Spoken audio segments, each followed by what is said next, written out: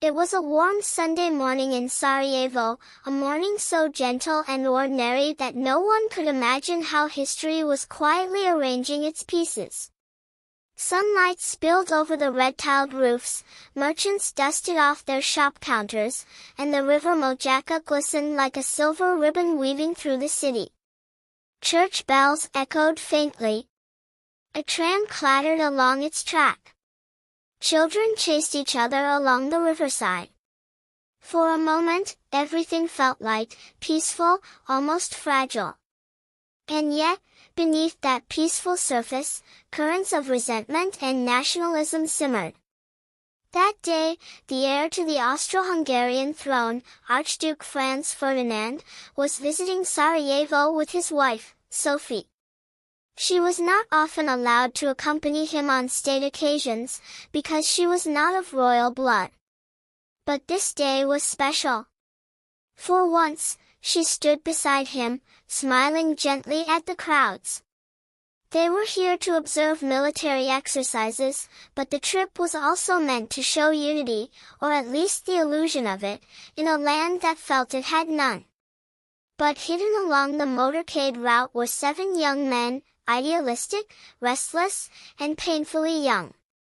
Students mostly. Nationalists. Dreamers turned radicals. They called themselves the Black Hand, convinced that one assassination could free their homeland from imperial rule.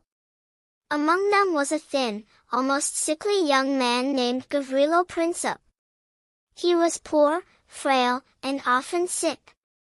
But his eyes held something fierce, a mixture of desperation, belief, and the dangerous confidence of someone who thinks dying for a cause is the highest glory. The assassins waited spread out along the route, each clutching a weapon, their breaths shallow, their palms sweating. The royal couple's motorcade moved forward, open-top cars, polished metal glinting in the sunlight. People waved flags.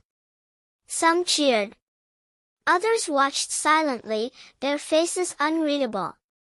Then came the moment that would begin the first link in a long chain of mistakes.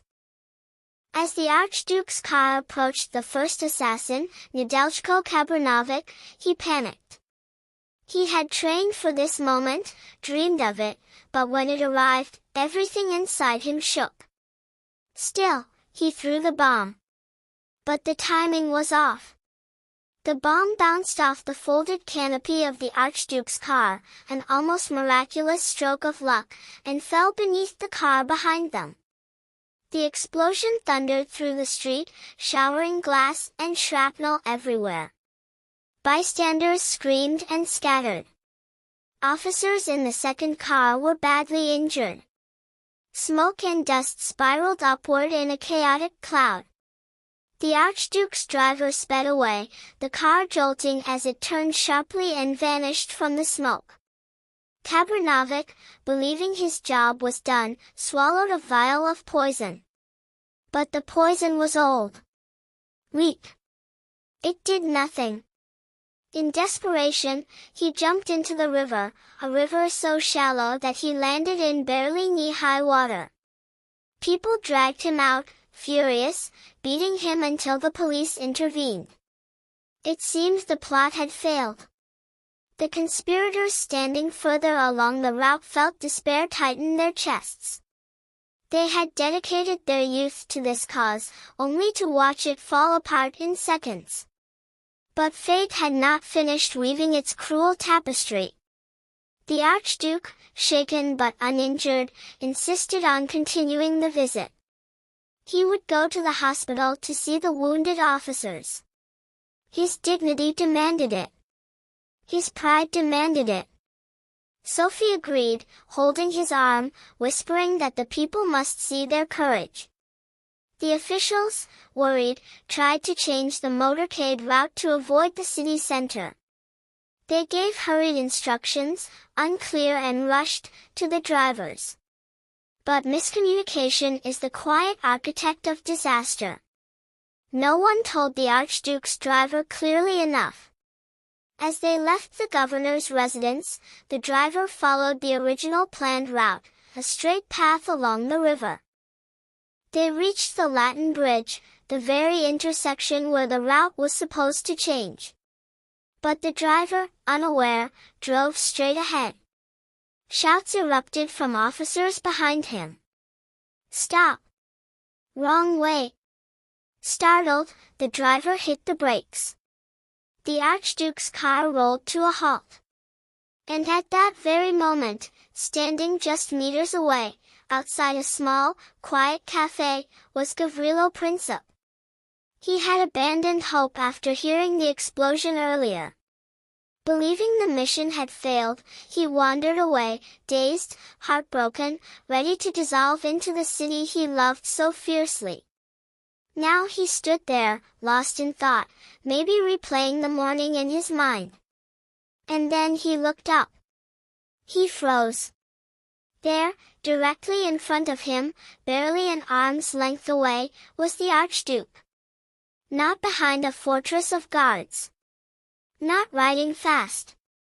Not out of reach. Just sitting in a stalled car. It felt unreal, like a dream bending into reality. Princip stepped forward instinctively. People later argued about whether he spoke. Some claimed he whispered a prayer. Others insisted he acted without thought, driven by the destiny he believed in. He raised the pistol. 2 shots cracked through the morning air. The first struck Sophie in the abdomen. She gasped, crumpling into her husband's lap. Franz Ferdinand, horrified, reached for her, calling her name. The second bullet pierced the Archduke's neck. Blood began to pool on his uniform. He clutched Sophie tightly. "Don't die," he whispered. "Stay alive, for the children." Those were among his last words. Sophie died within minutes. Franz Ferdinand followed soon after. The car sat stained with red, the crowd stunned into silence. And in those silent seconds, a fuse was lit. The news shot across Europe faster than trains could carry it. In Vienna, shock turned to fury. Politicians whispered of war. Generals sharpened strategies already written years before. The Austro-Hungarian Empire blamed Serbia entirely, refusing to believe the act came from a few radicals. But Serbia had its own allies. Russia, seeing itself as protector of Slavic people, vowed to stand by Serbia. Germany, bound by alliance, promised Austria-Hungary full support, even if it meant war on multiple fronts. France, tied to Russia, prepared for the worst. Britain watched uneasily, hoping for peace yet bracing for duty. Telegrams flew between capitals. Meetings lasted through the night. Diplomats pleaded, threatened, bargained. But pride is a louder voice than reason, and fear is more contagious than truth. And so, the dominoes fell. Austria-Hungary declared war on Serbia. Russia mobilized to protect Serbia. Germany declared war on Russia. France followed to defend its ally. Germany invaded Belgium to reach France. Britain entered to defend Belgium. What had begun as a local crisis spiraled into a global catastrophe. Millions of young soldiers marched to the front lines. They cheered as trains pulled away, believing the war would be short, glorious, and heroic. They sang songs, waved flags, wrote letters promising to return by Christmas. None of them could imagine the true scale of what lay ahead. They had never seen machine guns slicing through entire formations in seconds. Never heard the scream of artillery shells raining from the sky. Never faced clouds of poison gas drifting silently toward their trenches. Never lived weeks in mud thick with rats, blood, and the scent of death. Empires that once seemed eternal began to crumble under the weight of war. Monarchies collapsed. borders dissolved. Millions died without ever knowing why. All because of a series of choices and missteps that seemed small at the time. A bomb thrown too early. Poison that failed. A river too shallow to drown in. A visit that should have been cancelled. Instructions not delivered clearly. A driver who took the wrong turn. A car that stopped at the worst possible spot. A young man standing outside a cafe. In the end, the war that reshaped the 20th century didn't begin with armies or strategies or politics. It began with a morning of warm sunlight, a few seconds of confusion, and a path taken in the wrong direction. A reminder that history is not always shaped by grand plans. Sometimes it is shaped by the smallest, quietest, most ordinary moments. Moments that unfold slowly at first. Then suddenly, change the entire world.